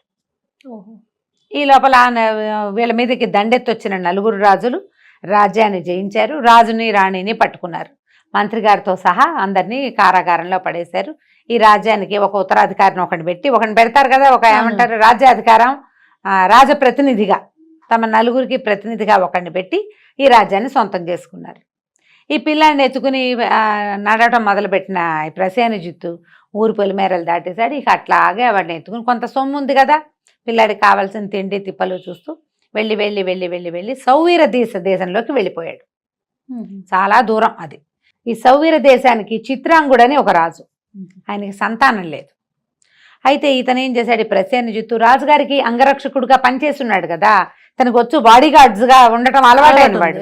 పిల్లాడిని ఎత్తుకుని అక్కడికి వెళ్ళాడు రాజుగారి దగ్గరికి. నేను ఇలా కాంభోజ రాజ్యంలో అంగరక్షకుడుగా ఉన్నాను, అంగరక్షక విద్యలన్నీ తెలుసు నాకు, నేను ట్రైనింగ్ కూడా ఇవ్వగలను అని చెప్పాడు. అతనితో పాటు ఉన్న ఈ 4-5 ఏళ్ల పిల్లాడు ఆ రాజుగారి దృష్టిని ఆకర్షించాడు. పిల్లాడు చాలా ఆకర్షణీయంగా అందంగా ఉన్నాడు. విజయదత్తుడు అందమైన వాడే. ఈ అబ్బాయి తల్లి కూడా శివరంజన్ కూడా చాలా అందగత్తనే కదా ఈ కామదత్తుడు తెచ్చుకున్నాడు. పిల్లాడు ముచ్చటగా ఉన్నాడు. 5-6 సంవత్సరాల పిల్లవాడు, చక్కగా తెల్లగా పొడుగ్గా ఆరోగ్యంగా యాక్టివ్గా చురుగ్గా కనపడుతున్నాడు. ఒక స్పార్క్ ఉంది వాళ్ళు, రాచ లక్షణాలు కనపడుతున్నాయి. దాంతో ఆయన పిల్లాడిని చాలా ముచ్చటపడి, నువ్వు నా దగ్గరే ఉండు, నీకు ఎట్లాగో అంగరక్షకుడుగా ఉండటం వచ్చు కదా, మాకు అంతఃపుర అంగరక్షణ చెయ్యి, నువ్వు ఇక్కడ ఉండు, అంతఃపుర రక్షణ చెయ్యి, పిల్లాడిని మాతో పాటు ఇక్కడ అంతఃపురంలో ఉంచుకుంటాం, ఇక్కడే పెరుగుతాడు అబ్బాయి, పిల్లాడు ముద్దుగా ఉన్నాడని ఆ అబ్బాయిని ఉంచుకుంటే క్రమంగా పిల్లాడు జనముద్దైన పిల్లాడు అవటంతో రాణిగారికి ముద్దే, మెల్లిగా ఆ అబ్బాయి జూనియర్ యువరాజు కిందే పెరగటం మొదలుపెట్టాడు. అక్కడే ఉండటంతో పిల్లాడిని కాచుకుంటూ తన కొడుకేనని చెప్పాడు, కానీ రాజుగారి అబ్బాయిని ప్రసేనజిత్తు చెప్పకుండా అబ్బాయికి కావాల్సిన ఉచితమైన విద్యలు అన్నీ నేర్పించడం మొదలుపెట్టాడు. 4-5 ఏళ్ళు అప్పుడు అక్కడికి వెళ్ళాడు కదా, 10 సంవత్సరాలు గడిచినాయి. పిల్లాడికి ఒక 14-15 సంవత్సరాలు వచ్చాయి కదా. సరే ఏమైంది, ఆ రోజుల్లో 10 సంవత్సరాలు గడిచాక రోజులు హాయిగా వెళ్ళిపోతున్నాయి. ఈ పిల్లాడు చక్కగా యువరాజు అవడానికి సరిపడా విద్యలు కూడా వచ్చేసినాయి. రాజు కూడా వాడిని యువరాజుని చేసే ఉద్దేశంలోనే ఉన్నాడు. అలాగే ముద్దుగా చూసుకుంటున్నారు. ఆ కాలంలో ఒక త్రికాల వేది అయిన ఒక ఆయన వచ్చాడు ఈ చిత్రాంగుడిని చూడడం కోసం సౌవీర రాజ్యానికి. వచ్చి రాజును చూసి రాజుకి ఏం చెప్పాడంటే, అయ్యా నీకు 1 నెల రోజుల లోపల మీ దేశంలో ఒక మహమ్మారి వ్యాధి ఒకటి రాబోతోంది, అసలు కూలి చచ్చిపోవటమే, దేశము అసలు పూర్తిగా నిశ్శేషంగా ఖాళీ అయిపోతుంది, పెద్ద జబ్బు వచ్చే అవకాశం ఉంది అని చెప్పేసరికి ఇతను అడిగాడు, ఏదైనా ఒక పరిహారం చెప్పండి, ఏం చేయమంటే అది చేస్తాం, యజ్ఞం చేయమంటారా, యాగం చేయమంటారా, దానాలు చేయమంటారా, ఊళ్ళో ఏవైనా ప్రత్యేకమైన చెట్లు నాటాలా, ఏదైనా కొన్ని ఖాళీ చేయాలా, పక్షులకు ఆహారం ఏమంటారా, ఏం చేయమంటారంటే ఆయన బోల్డ్ అని తాటాకులు తిరిగేసి, నీ దేశంలో ఒక కుర్రాడు ఉన్నాడు, సర్వలక్షణ సంపన్నుడు, వాడికి కుడి భుజ మీద గవ్వ ఆకారంలో పుట్టుమచ్చ ఉంది. ఆ పుట్టుమచ్చ ఉన్న పిల్లాన్ని తండ్రే స్వయంగా సముద్రంలో గనక పడేస్తే ఆ మహమ్మారి దాన్ని తీసుకుని, ఆ బలిని తీసుకుని మీ దేశానికి రాకుండా వెళ్ళిపోతుందన్నాడు. ఇప్పుడు ఈయన ఆలోచించడం మొదలెట్టాడు, ఎవరైనా సరే ఓ 14-12 ఏళ్ల పిల్లాన్ని ఏ తండ్రి తన కొడుకుని నీళ్ళలో పడేస్తాడు సముద్రంలో, ఎవరికైనా కడుపు తిప్పి కదా. సరే ప్రసేనజిత్తు ఆలోచించడం మొదలుపెట్టాడు. ఇక రాజకుమారుడికి భుజం మీద ఆ శంఖాకారంలో పుట్టుమచ్చుంది, గవ్వాకారం ఉంది, గవ్వ అదే శంఖంలాగా కనపడుతుంది. గ్యారంటీగా ఎవరో ఒకళ్ళు దీన్ని బయట పెడతారు, అది తనే బయట పెడితే సరిపోతుంది అనుకున్నాడు. ప్రభు దాని ఏముంది, నా కుమారుడిని మీ కుమారుడిగా చూసుకుంటున్నారు, నా కుమారుడి భుజం మీద ఉంది ఆ గవ్వాకారంలో పుట్టుమచ్చ, తమదేం సెలవైతే అది చేస్తానన్నాడు. సరకలు ఆయన నిర్ఘాంతపోయాడు, అయ్యో ఇంత లక్షణమైన పిల్లాడిని వదిలిపెట్టుకోవాలా, వద్దు చూద్దామన్నాడు, ఇంకా దేశంలో ఇంకా చూద్దాం. ముందు ఎవరో చెప్పకుండా ముందు తనే బయటపడ్డాడు అనమాట. ఇన్నాళ్ళ నుంచి చూస్తున్నందుకు రాజకుమారుడు ప్రవేశించాడు. అబ్బాయి అన్నాడు, నేనంతా విన్నాను, నా భుజం మీద ఉంది కదా గవ్వాకారంలో పుట్టుమచ్చ, నా ప్రసేనజిత్తు నాన్న నన్ను తీసుకెళ్లి సముద్రంలో పడే అని మొదలుపెట్టాడు. ఎంత చెప్పినా వినలా. కాదు ఇప్పుడు 10 సంవత్సరాలు మనం తలదాచుకున్నాము, ఇంత బాగా చూసుకున్నారు, దేశానికి అరిష్టం వచ్చినప్పుడు రాజు తనని గురించి కూడా తను ఆలోచించకూడదు, పెంపుడు కొడుకు గురించి ఆలోచించడం ఏమిటి, పడేయాల్సిందే నన్ను అన్నాడు. అనేసరికల్ ఇక మరి ఏం చేస్తారు? సరే ప్రసేనజిత్తు పిల్లాడు ఇద్దరు బయలుదేరే. ప్రసేనజిత్తు తెగ ఏడ్చాడు, నేను గవ్వాకారంలో నీ భుజం మీద పుట్టుమచ్చ ఉందని ఎందుకు చెప్పాను, నువ్వు తన నా తండ్రే కాదని నువ్వు చెప్పేస్తావు, లేకపోతే వాళ్ళు నన్ను చేయమంటారు ఆ పని, ఎవరో ఒకళ్ళు పిల్లాడి భుజం మీద ఉందని చెప్తే రాజుగారు బాబు నీ కొడుకుని తీసుకెళ్ళి పడే అని అనకుండా పిల్లాడికి ఉందని చెప్తే నువ్వు అసలు నా తండ్రివే కాదని చెప్తావనుకున్నాను బాబు, నువ్వు అక్కడ చెప్పలేదు అని శోకిస్తాడు. రాజు నాకు అప్పచెప్పినప్పుడు నిన్ను పిల్లాడిని జాగ్రత్తగా చూడు, రాజు అయ్యే అవకాశం ప్రతిదాన్ని అవైల్ చేయమని చెప్పాడు, నేనేమో నిన్ను ఇట్లా సముద్రానికి అర్పించడానికి బయలుదేరాల్సి వచ్చింది ఆయన అని బాగా దుఃఖించాడు. దుఃఖిస్తే పిల్లాడు ఏమన్నాడంటే, నువ్వు నా నాన్న కాకపోయినా వాళ్ళు చేయవలసినన్ని నువ్వే చేసావు, నేను నిన్ను తండ్రిగానే భావిస్తున్నాను, దేవుడిచ్చిన తండ్రి, ఏం పర్వాలేదు అని చెప్పి సముద్రంలో ప్రయాణం చేయడం మొదలుపెట్టారు. నీ ప్రసేంజిత్తుకు దుఃఖం అడగటల్లా. ఇప్పుడు ఆ రాజుకి పెద్ద కొడుకు పోయాడు, ఈ ఉన్న పిల్లాడినేమో తను తీసుకొచ్చి ఇలా చేయబోతున్నాడు. ఈ రాజుకు సంతానం లేదు, ఈయన ఈ పిల్లాడి మీద దాచిపెట్టుకుంటూ ఇది పోయింది. తన వల్ల చాలా పెద్ద తప్పు జరిగిపోతుంది, ఏం చేయాలని ఎంతో దుఃఖపడుతున్నాడు. అయితే వీళ్ళు డెక్ మీద నుంచున్నారు బయట. ఇంతలో చాలా పెద్దగా మెరుపులు మెరవటం మొదలుపెట్టినాయి ఆకాశంలో. సడన్గా వస్తాయి సముద్రాల మీద వర్షాలు, పెద్ద పెద్ద మెరుపులు, ఉరుములు, జంఝామారుతాలు. ఈ పడవ ఉన్నట్టుండి అంత మెరుపులు అవి వచ్చేసరికల్లా సముద్రం బాగా ఆటుపోట్లు ఎక్కువైపోయింది. పడవ అటు ఇటు కదిలిపోయి ఈ పిల్లాడి నుంచున్నవాడు బొక్కబొరల నీళ్ళలో పడిపోయేసరికల్లా కేకలు పెట్టాడు. ప్రసేంజిత్తు పిల్లాడిని పట్టుకోవడానికి ప్రయత్నం చేశాడు. అది 10 మంది నావికులు దూకారు కూడా అతన్ని పట్టుకోవటం కోసం. ఎంత వెతికినా ఆ పిల్లాడు వాళ్ళకి దొరకల, నీళ్ళలో పడిపోయాడు. సరే ఇప్పుడు ఏమైంది, తనంతట తను తోయకపోయినా నా చేతిలో తప్పు లేకుండా భగవంతుడే తీసుకున్నాడు ఆ పరిస్థితిని, ఏదైతే అదవుతుందని వీళ్ళు మళ్ళీ సౌవీర దేశానికి వెళ్ళిపోయారు. వీళ్ళు ఏం చేస్తారు, సౌవీర దేశానికి తిరిగి వెళ్ళిపోయారు, ఆ పిల్లాడు దొరకలేదని. అయితే ఈ అబ్బాయి నీళ్లలో సముద్రంలో పడిపోయే సమయానికి ఆ ప్రాంతానికి కింద నాగుల సామ్రాజ్యం ఉంది.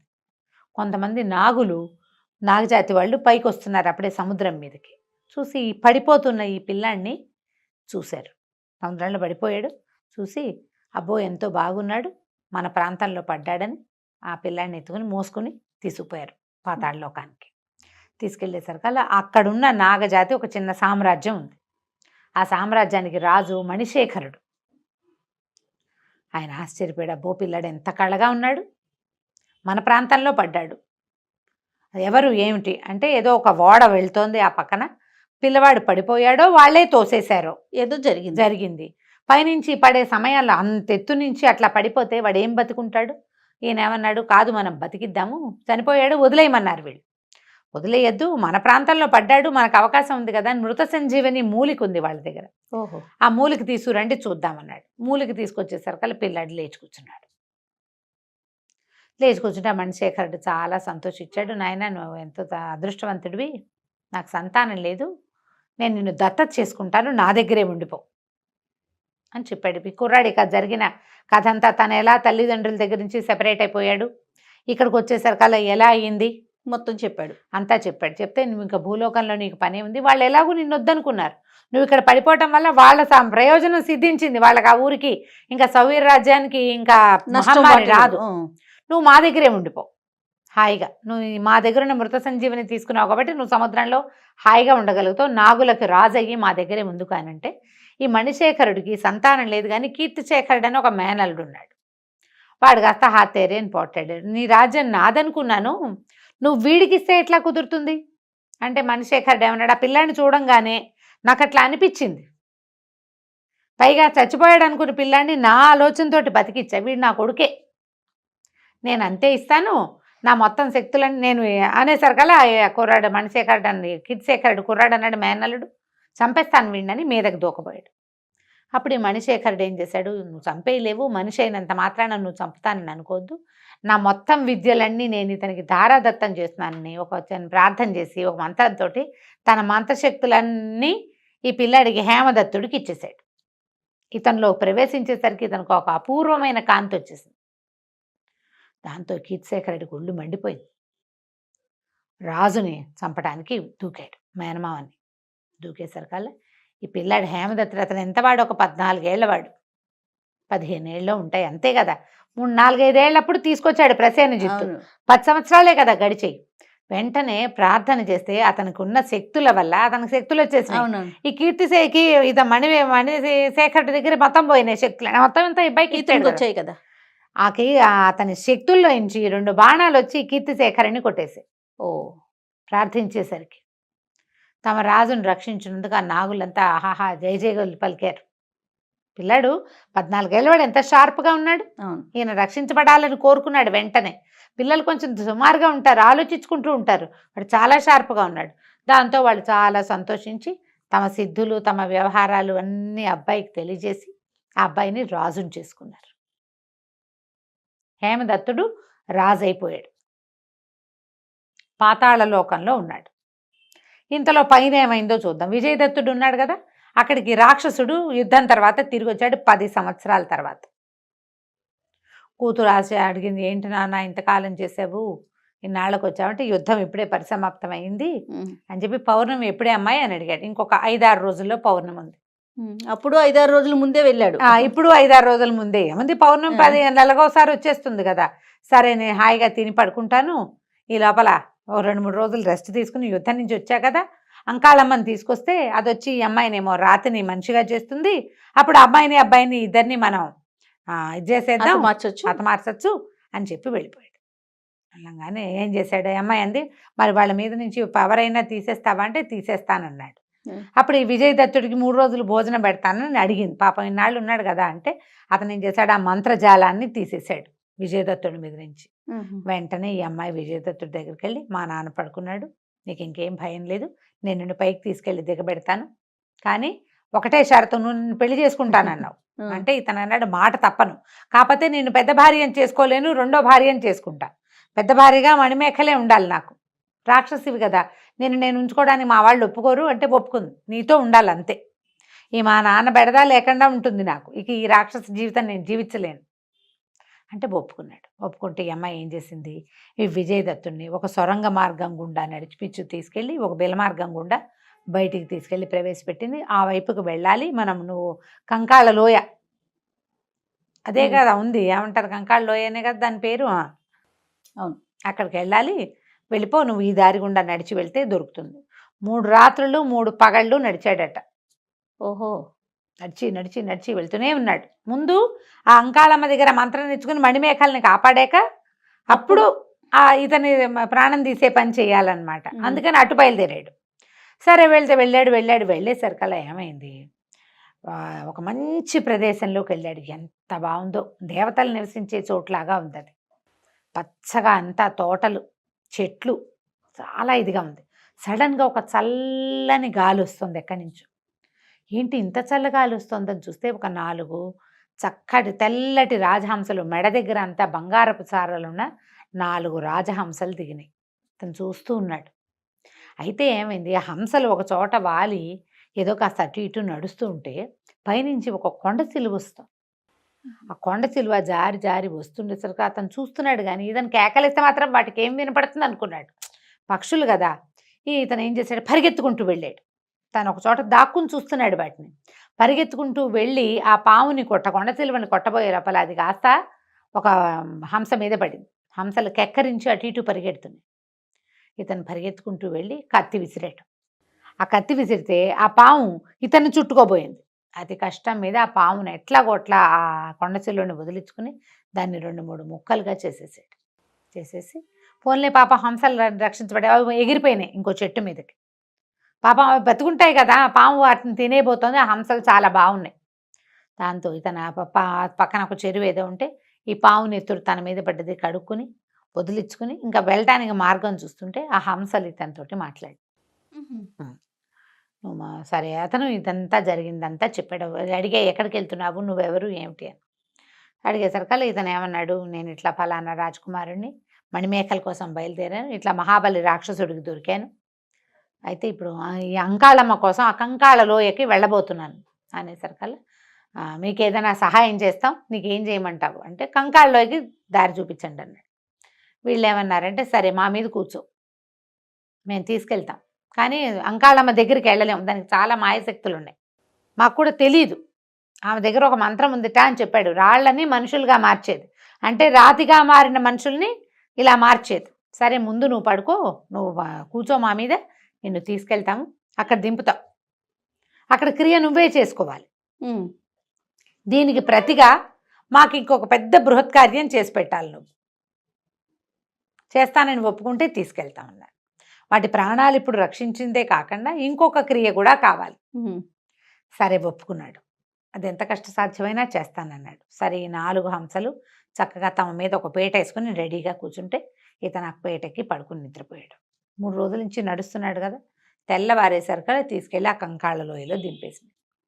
ఇప్పుడు అంకాళమ్మ దగ్గర నుంచి మంత్రం ఎట్లా తీసుకోవాలి, ఆ మంత్రం చచ్చినా చెప్పదు. అదొట్టి రాక్షసి, ధూర్తురాలు. ఎవరైనా కనపడితే వాళ్ళని నవిలి మింగేస్తుంది, వాళ్ళ అంతు చూస్తుంది తప్ప ఆ మంత్రం తన దగ్గరే ఉంచుకుంటుంది. తన స్నేహితుడైన మహాబలికే చెప్పల. కాబట్టి ఏం చేయాలి? అప్పుడు వాళ్ళలో ఒకడు ఏం చెప్పాడంటే, ఇది ఏం చేస్తుందంటే అది నివసించే ప్రదేశానికి ఎదురు వెళ్ళకూడదు. వెళ్తే కనపడిన వాళ్ళని కనపడేట్టుగా రాళ్ళుగా మార్చేస్తుంది. మేము వెళ్ళినా మా పరిస్థితి అదే. ఒక మర్రి చెట్టు ఉంది, రోజు ఒక ఆకు రాలుతుంది ఆ చెట్టు మీద నుంచి. ఇదేం చేస్తుంది రాక్షసి, ఆకు మీద ఆ మంత్రం రాస్తుంది. ఆ ఆకుని హోమంలో వేస్తుంది, హోమం చేస్తుంది. 1000 సార్లు జపించి హోమంలో వేస్తుంది. వేసిన తర్వాత ఆ బూడిదని, ఆ హోమంలో వచ్చినటువంటి ఆకు బూడిదని నీళ్ళల్లో కలుపుకుని తాగుతుంది. దానికి ప్రతిరోజు మంత్రసిద్ధి ఇలాగే కలుగుతుంది.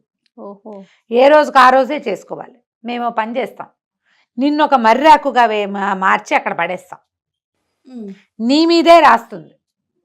నువ్వు ఎలా తప్పించుకుంటావనేది ఇక నీ ఇష్టం. నీకు ఇంకో సహాయం ఏం చేస్తామంటే, మేము ఒక గాలి వచ్చేలాగా మాత్రం చేయగలుగుతాం. ఆ గాలిలో నువ్వు ఎగిరి వెళ్ళిపో. నువ్వు ఎగిరెళ్తావో దాన్ని ఏమైనా చేస్తావో అవన్నీ నువ్వే చేసుకోవాలి. బాగుంది. అప్పుడు ఏదైనా నీ అదృష్టం కొద్దీ ఏదైనా జరిగితే అప్పుడు నీకు ఉన్నట్టు. సరే ఏం చేశాడు, సరేనన్నాడు. అక్కడి నుంచి వీడిని మర్రి ఆకుగా మార్చేసి ఆ చెట్టు కింద ఆల్రెడీ పడి ఉన్న ఆకుని తీసేసి వీడిని అక్కడ పెట్టారు. ఈ విజయదత్తుడు. ఆ 4 హంసలు దూరంగా నిలబడ్డాయి. బాగా నిలబడేసరికి ఈ రాక్షసి వచ్చింది, ఈ అంకాళమ్మ బయటకు వచ్చింది. అవి ఇవి పూరెలు అవి ఇవి చక్కగా సరి చేసుకుంది. మొత్తం యజ్ఞం చేయడానికి ఏర్పాటుగా అన్నీ పెట్టుకుంది. ఆ నేల మీద పడ్డ మర్రాకు తీసి దాని మీద రాయటం మొదలుపెట్టింది. మంత్రం రాసింది. రాసిన తర్వాత ఇది హోమం అది వెలిగించాలి కదా. ఆ హోమం వెలిగించే టైంకి ఏం చేసినాయి, ఈ పక్షులు రెక్కలు బాగా అల్లార్చి, అవి మామూలుగా ఎగిరితేనే పెద్ద పెద్దవి గాలి వస్తుంది. అవి రెక్కలు అల్లారితే చాలా విశేషంగా పిచ్చెక్కినట్టు గాలి వచ్చేస్తుంది. గాలి వచ్చేసరికల్లా ఇది హోమగుండంలో వేయబోతున్న ఈ ఆకు ఎగిరి దూరంగా పడింది. ఏమిటో జరుగుతోందని తలకాయ ఎత్తి చూసింది. ఈ పక్షుల వల్ల వస్తోందని, ఉండండి మీ పని చెప్తానని లేవబోయింది. లేవబోయేసరికల్లా వీడేం చేశాడు, ఈ ఆకు నుంచి విజయదత్తుడు మనిషిగా మారిపోయి ఆ వెనక్కి వెళ్ళి ఆ అంకాళమ్మని వెనక నుంచి తోసేశాడు హోమకుండంలోకి. హోమకుండంలో పెద్ద పెద్ద కేకలు పెడుతూ అందులో పడిపోయింది. ఆహుతైపోయింది. దాని చేతిలో ఉన్న మంత్రదండంతో గనక ఊపుంటే ఆ 4 హంసలు రాళ్ళైపోయేవి. ఆ హంసలు పరిగెత్తుకొచ్చినాయి లబలబలాడుతూ. అయ్యో దాన్ని పడగొట్టేసా, ఇప్పుడు నీకు మంత్రం ఎలా వస్తుందంటే తన చేతి మీద ఉంది అది, ఇదిగోండి అని చూపించాడు. ఆ మంత్రం చదివితే ఆ అమ్మాయి రాయత నుంచి మనిషిగా మారిపోతుంది. సరే ఆ మంత్రం పదే పదే పదే పదే మననం చేసుకున్నాడు. ఎంత బాగానో మననం చేసుకుంటే తర్వాత ఇప్పుడు ఎక్కడికి వెళ్ళాలి, సింహాన్ని చంపాలి. అంకాళమ్మ దగ్గర నుంచి మంత్రం సంపాదించాడు విజయదత్తుడు. తర్వాత హంసలు ఏమన్నాయంటే, నువ్వు మాకు ఒక పని చేయాలి, సింహాన్ని చంపేద్దు కానీ, సింహాన్ని చంపేశాక మా పని పూర్తి చేశాకే నువ్వు అమ్మాయిని మణిమేఖలని రాయి నుంచి మనిషిగా మారుస్తావు. ఓకే, సింహం చచ్చిపోతేనే రాక్షసుడు చచ్చిపోతాడు. ఆ తర్వాతే నువ్వు మణిమేఖల్ని చేయగలవు. మణిమేఖల్ని మనిషిగా చేయడానికి సింహాన్ని చంపడానికి మధ్యలో ఉన్న గ్యాప్లో మా పని పూర్తి చేస్తేనే అని ఒక షరతు పెట్టారు. ఓకే, సరే మరి అది నేను చేయగలిగే పని అయితే చేస్తానన్నాడు. సరే హంసలు ఏం చేసినాయి, ఇతన్ని మంత్రం ఎలాగో ఉంది కదా, మారే మంత్రం ఉంది, రాయి నుంచి మనిషిగా మార్చే మంత్రం ఉంది అతని దగ్గర. సరే ఒక సముద్రం వైపు నుంచి బయలుదేరి వీళ్ళు ఏం చేశారు, ఈ 4 హంసలు కలిసి విజయదత్తుడిని ఎత్తుకుపోయింది.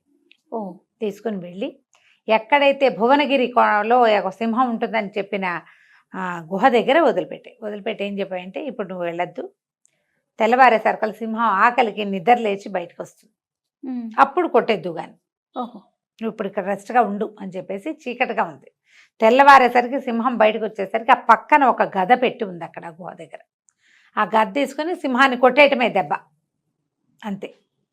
సరే ఏం చేశాడు ఇతను, అట్లా నక్కి కూర్చున్నాడు. తెల్లవారింది, హంసలు పక్కన ఉన్నాయి. వాటి దారినవి మధ్య మధ్యలో రెక్కలు అల్లారుతూ చల్లటి గాలి వచ్చేలాగా చేస్తూ సింహం బయటకు వచ్చింది.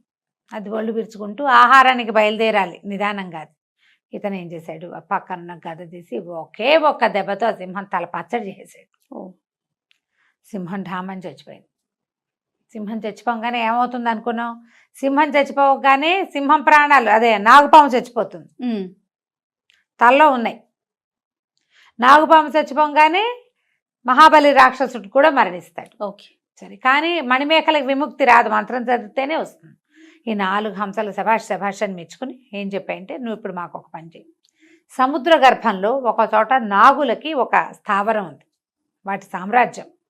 ఆ నాగ సామ్రాజ్యంలో కళ్యాణ కరవాలమని ఒక కత్తి ఉంది. నువ్వు ఆ కత్తి తీసుకొచ్చి మా నలుగురిని ఒకే వేటితో చంపేయాలి. ఆశ్చర్యపెట్టి చంపేయటం ఏమిటి? చంపేయటం ఏమిటంటే చంపేయాలి, మాకు శాపం. నువ్వు ఆ కత్తి ఎట్లా తేవాలో మేము చెప్తాం. నిన్ను తీసుకెళ్ళి అక్కడ దిగబెడుస్తాం. లోపల శక్తియుక్తులన్నీ నీవే. కత్తి తెచ్చాక నువ్వు చేయవలసిన పని ఇదే. నీకు ఇంత సహాయం చేసినందుకు నువ్వు మాకు చేయగలిగే సాయం ఇదేనన్నారు. మణిమేఖలకి వచ్చిన ప్రమాదం ఏం లేదు. రాక్షసుడు చచ్చిపోయాడు, రాక్షస కన్య ఉంటుంది అక్కడ. ఓకే, మణిమేఖల రాయిగా పడింది, అమ్మాయి అలాగే ఉంటుంది, ఏం తేడాలు ఏం లేదు. సరే ఏమన్నాడు, సరే ఒప్పుకున్నాడు. మరి ఇట్లా ఎట్లా వెళ్ళాలంటే మేము తీసుకెళ్తామని ఇతన్ని మళ్ళీ 4 హంసలు మీదెక్కించుకున్నాయి. తీసిపోయి సముద్ర మధ్యంలో ఒక చోట జారబెడిచినాయి. నీకు పని అయిపోతే మళ్ళీ మేము ఇక్కడికే వచ్చి నిన్ను పికప్ చేసుకుంటాం, ఇక్కడిక్కడే దగ్గరలోనే ఉంటామని. సరే ఇతను దిగాడు. దిగేసరికల్ సముద్రంలో పడిపోయాడు. ఆ పడిపోవటం నాగ సామ్రాజ్యంలో ఎక్కడైతే హేమదత్తుడు పడ్డాడో అక్కడే పడ్డాడు. అదే దాని బిలం. సరే నిదానంగా అవి ఇవి మెల్లిగా చూసుకుంటూ వెళ్ళాడు. వెళ్ళేసరికల్లా ఏమైంది, పట్టేశారు. లోపల బాగా పట్టులు ఉంటారు కదా, వీళ్ళకి 12 సంవత్సరాల క్రితం వీళ్ళ దగ్గరికి చేరినటువంటి హేమదత్తుడు రాజుగా ఉన్నాడు. హేమదత్తుడు, ఎవడెవరా నువ్వంటే, మీ దగ్గర కళ్యాణ కరవాలం అని ఉంది, నేను దానికోసం వచ్చానన్నాడు. కరవాలం నాగుల సొత్తు, అది దైవ సంబంధమైన వస్తువు, అది వాడేది కాదు, యుద్ధం చేసేది కాదు, ఇంకోటి కాదు, మానవుడికి ముట్టుకునే అవకాశమే లేదు, నువ్వు వెళ్ళిపోమన్నాడు హేమదత్తుడు. విజయదత్తుడు ఒప్పుకోలే. ఎట్లాగైనా దాన్ని నేను పట్టుకుని వెళ్ళే తీరుతా. అక్కడి నుంచి యుద్ధం చేశారు. హేమదత్తుడు బంధించండి వీడిని అంటే ఈ సైనికులంతా మీద పడ్డారు. విజయదత్తుడు బాగా కత్తి యుద్ధం చేశాడు, కానీ దొరికేస్తే కొరడాలతో కొట్టి సముద్రం నుంచి బయట పారేయండి భూమి మీదకి, మళ్ళీ వీడు పైకి రాకుండా, లోపలికి నీళ్ళలోకి రాకుండా అని చెప్పాడు. అయితే ఏమైంది, పట్టేసుకున్నారు. విజయదత్తుడిని తీసుకుపోయారు, కొరడాలతో చీత కొట్టారు. కొంత సమయం గడిచిన తర్వాత ఒక భటుడు ఒకడు వచ్చాడు, ఒక మణిహారాన్ని పట్టుకొచ్చాడు. ప్రభు, ఏ ఖైదీనైతే మేము కొట్టామో అతని మెళ్ళో ఈ వస్తువు ఉంది, ఇలాంటిది మీ మెళ్ళో కూడా ఉంది, మీ ఒంటి మీద కూడా అదే వస్తువు ఉన్నది, మీరు ఇక్కడ మాకు లభించిన రోజున ఉంది, మీరు ఇప్పుడు కూడా అది ధరిస్తారు. అతని ఒంటి మీద కూడా సేమ్ మణిహారం ఉండేసరికి నాకు ఇతను ఏమైనా మీకు సంబంధికుడేమోనని అనుమానం వచ్చిందని ఆ వస్తువు పట్టుకొచ్చాడు. చూస్తే తన మెళ్ళో ఎట్లాగ మణిహారమో అలాంటిదే మణిహారం, దానికి ఒక పథకం ఉంటుంది ఇక్కడికి వచ్చేది. ఆ పథకాన్ని నొక్కి చూశాడు. నొక్కేసరికల్లా పథకం ఇట్లా తెరుచుకుని అందులో ఒక చిత్రం ఉంది. మహారాజు తన తండ్రి, కామదత్తుడు, పక్కన ఒక ఆవిడెవరో ఇతనికి తెలియదు. ఇతను ఏం చేస్తాడు, తన మెళ్ళలో ఉన్న మణిహారాన్ని తీశాడు. తీస్తే తన తండ్రి కామదత్తుడు, పక్కన తన తల్లి. అంటే ఇతను బహుశా తన ముందు పుట్టినటువంటి అన్న అయ్యి ఉండొచ్చు. సరే, ఆయనకి ఏదైనా సమస్యలు పోయింటాడు, 2 మొహం మీద ఏదైనా చల్లి మంచినీళ్ళు ఇచ్చి తినడానికి ఏమైనా పెట్టి నా దగ్గరికి తీసుకురండి అన్నాడు. భటులు పరిగెత్తుకుంటూ వెళ్ళారు. ఆ కింద పడిపోయి దెబ్బలు తగిలి ఉన్నవాడిని బాగా సేద తీర్చి ఆయనకి ఆహారము తాగడానికి ఇచ్చి, మహారాజు మిమ్మల్ని రమ్మంటున్నాడని సగౌరవంగా వెంబడి పెట్టుకుని తీసుకొచ్చారు. తీసుకొచ్చేసరికల్లా ఇది ఎక్కడ ఎందుకుంది నీకు ఈ దగ్గర అంటే, ఆయన నా తండ్రి, ఆవిడ నా తల్లి, నా పుట్టినప్పుడే నేను మరణించింది, నేను పుట్టినప్పుడే ఈ మణిహారం నా దగ్గరే ఉంది, నేను ఒక రాజద్రోహ నేరం కింద నన్ను బయటికి పంపించేశారు, వస్తువు మాత్రం నాతో ఉండిపోయింది, మిమ్మల్ని చంపేయలేదా అని అడిగాడు. చంపేయలేదు, మంత్రి నన్ను రక్షించాడంటే అప్పుడు హేమదత్తుడు చెప్పాడనమాట, నేను ఈ రాజుగారి 2వ కుమారుడిని, ఫోటో తీసి చూపించాడు, ఈవిడ మా తల్లి అని. అయితే విజయదత్తుడు ఏం చెప్పంటే, నిన్ను చంపానన్న నేరం మీదే, నిన్ను అంటే హత్యా ప్రయత్నం చేశానన్న అనుమానం మీదే నన్ను నగర నిష్కాసనం చేయించారు, బయటికి పంపించేశారు. చంపేయమన్నారు కానీ మంత్రి రక్షించడం వల్ల నేను బతికిపోయాను, ఇవి తిరిగాను, ఇట్లా జరిగింది అని మొత్తం జరిగిందంతా చెప్పాడు. నువ్వు ఇక్కడికి ఎట్లా వచ్చావు అన్నాడు. అంటే తండ్రిని ఇట్లాగా నలుగురు నగరాధిపతులు కలిసి మన తండ్రిని మీద యుద్ధం చేశారు, ఆయన పట్టుబడ్డాడు, నన్ను చిన్నపిల్లాన్ని పంపించేశాడు బయటికి, నన్ను తీసుకొచ్చిన ప్రసేనజిత్తు ఈ అబ్బాయికి తెలుసు విజయదత్తుడికి, ఎందుకంటే విజయదత్తుడు 15 ఏళ్ల వాడు తమ్ముడు పుట్టినప్పుడు, పెద్దవాడు కదా.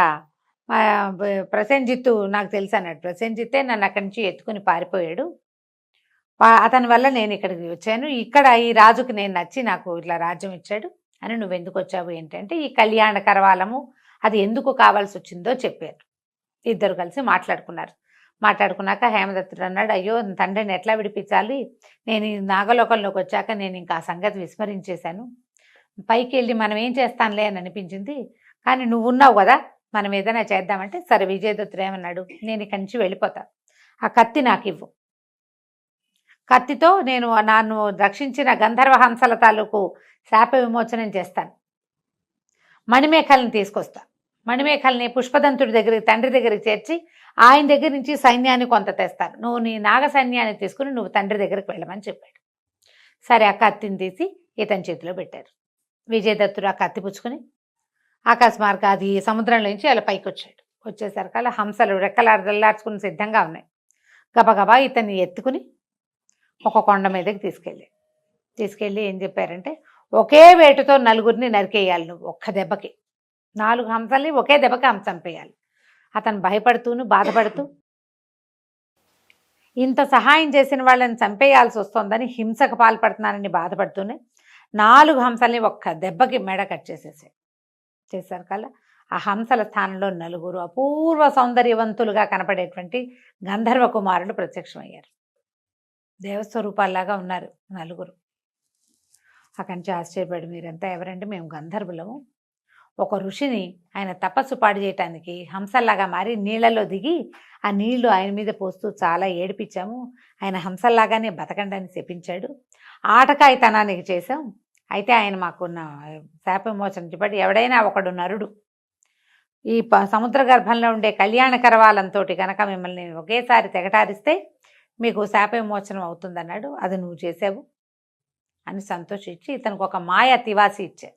ఓహో, తివాసి మీద కూర్చొని ఎక్కడికైనా వెళ్ళు అంటే వెళ్తుందనమాట, ఇది వాడుకో, మణిమేఖల సేఫ్గానే ఉంది, నీకే భయము లేదు. అక్కడి నుంచి ఇతను పరిగెత్తుకుంటూ ఆ మాయ తివాసి ఎక్కి పరిగెత్తుకుంటే లెక్కర్లా ఇంకా అదే పరిగెడుతుంది, ఇది ఎక్కి కూర్చుని ఆ మహాబలి రాక్షసుడు ఎక్కడైతే ఉంటాడో అడవిలో అక్కడికి తీసుకెళ్ళమన్నాడు. ఈ తివాసి రైహమని ఇతన్ని తీసుకుని వెళ్ళిపోయింది అక్కడికి. సరే రాక్షస కన్య పరిగెత్తుకుంటూ వచ్చింది, మా నాన్న చనిపోయాడు అని నాకు తెలుసు, మరి ఇప్పుడు నన్ను వివాహం చేసుకోమన్నావు, నువ్వు 2వ భార్యగా ఉండటానికి నీకు ఓకేనా అని అడిగాడు. నాకు ఓకే, నీతో ఉంటానని అనగానే సరే ఇతను ఏం చేశాడు, కిందకి వెళ్ళి మణిమేఖల రాయిగా పడి ఉంది కదా అక్కడ మంత్రం చదివాడు. చదివేసరికల్లా మణిమేఖలుగా మారిపోయింది అమ్మాయి, రాయి కాస్త అమ్మాయిగా మారిపోయింది. మారిపోగానే ఈ రాక్షస కన్య ఆ అమ్మాయికి జరిగిందంతా చెప్పింది. నీకోసమే ఇంత కష్టపడ్డాడు, నేను తీసుకెళ్ళడానికే వచ్చాడు ఇతను, మా నాన్నని చంపేశాడు అని చెప్పేసరికల్లా సరే మణిమేఖల అతనితో తయారైంది రావడానికి. మణిమేఖల రాక్షస కన్య ఇద్దరిని తివాసి ఎక్కించుకుని ముందు పుష్పదంతుడి దగ్గరికి వెళ్ళాడు. కూతురుని ఆయనకు అప్పచెప్పంగానే ఆయన చాలా సంతోషించి, ఆయన మా పిల్లని నీకే ఇచ్చి పెళ్లి చేస్తానన్నాడు. పెళ్లి తర్వాత చేయొచ్చు, ముందు ఇప్పుడు మా నాన్నని రక్షించడం కోసం మేము సైన్యంతో, మా తమ్ముడు వస్తున్నాడు, నాకు కూడా సైన్యం కావాలంటే సరే ఇతను మాయతివాసి ఎక్కి వెళ్ళిపోయాడు. వెనకాల నుంచి సైన్యాన్ని పంపించాడు పుష్పదంతుడు. ఇతను విజయదత్తుడు పట్టుకెళ్ళిన పుష్పదంతుడి సైన్యము హేమదత్తుడు తీసుకొచ్చిన నాగ సైన్యంతో ఆ 4 రాజులని ఓడించి రాజప్రతినిధిని నగర బహిష్కారం చేసేసి తమ తండ్రిని మళ్ళీ సింహాసనం మీద కూర్చోబెట్టారు. తను ఏనాడో వెడలగొట్టిన కుమారుడు మళ్ళీ ఇంత గొప్పవాడై చక్కగా 2 కన్యల్ని వివాహం చేసుకుని ఓ తివాసిని సంపాదించుకుని కామరూప విద్యని నేర్చుకుని తమ్ముడిని కూడా మళ్ళీ వెనక్కి తీసుకొచ్చాడని చాలా సంతోషించి తండ్రి ఏం చేశాడు, విజయదత్తుడికి పట్టాభిషేకం చేశాడు. 2 రాణులతోటి అతను హాయిగా రాజ్యాన్ని వెళ్తూ ఉన్నాడు. హేమదత్తుడు ఎప్పట్లాగానే నాగలోకానికి వెళ్ళిపోయాడు. కథ కంచికి మనం ఇంటికి. భలే ఉంది రమ్మగారు, చాలా బాగుంది. నమస్తే. నమస్తే జయ.